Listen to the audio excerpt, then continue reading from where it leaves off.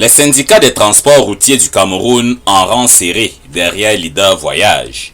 Ici, au siège de cette entreprise de transport terrestre, située au quartier Tongolo à Yaoundé, la presse conviée à cet échange a été informée des actions qui suivront, ce qui a été présenté en ces lieux comme un acharnement du maire de la ville de Yaoundé sur Leader Voyage, dont les véhicules ont été scellés depuis le 14 novembre 2023. Il y a une liste des agences qui étaient sommées de partir de Tongolo pour s'installer à Olémé.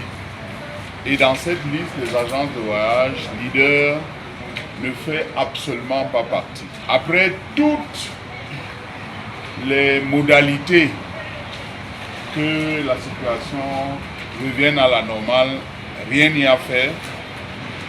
Le maire de la ville de Yaoundé est resté à fond et sourd à toutes les sollicitations.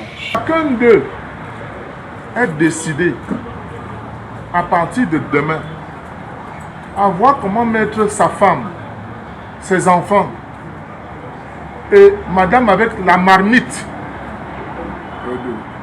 La marmite marche pour l'hôtel de ville.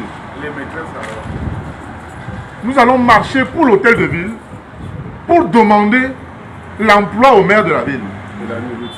Un mois après la suspension d'activité ordonnée par le maire de la ville, ces échanges ont commenté l'opportunité d'une décision dont la sévérité est perçue ici comme un complot contre un fleuron des transports routiers au Cameroun.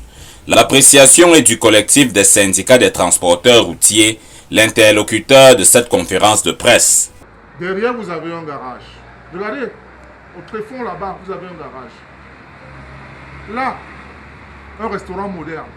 Les toilettes modernes. Là, derrière le grand bâtiment, bureau administratif, vous avez un parking de près de 1000 mètres carrés pour ceux qui ont des véhicules privés et veulent voyager. Combien ont les infrastructures? Donc, nous pensons que cette entreprise citoyenne, nos camarades, sont victimes d'un acharnement. En attendant que s'implémentent les résolutions, les moteurs de ces véhicules restent éteints. Les activités de Leader Voyage sont en berne et le personnel se tourne les pouces depuis des semaines. Pour être franc, depuis le 14 novembre, c'est l'enfer total. Nous n'arrivons plus à joindre les deux bouts parce que nous ne pouvons pas être là dans une superficie de 6000 mètres carrés et on va nous caser dans 100 mètres carrés. Vraiment.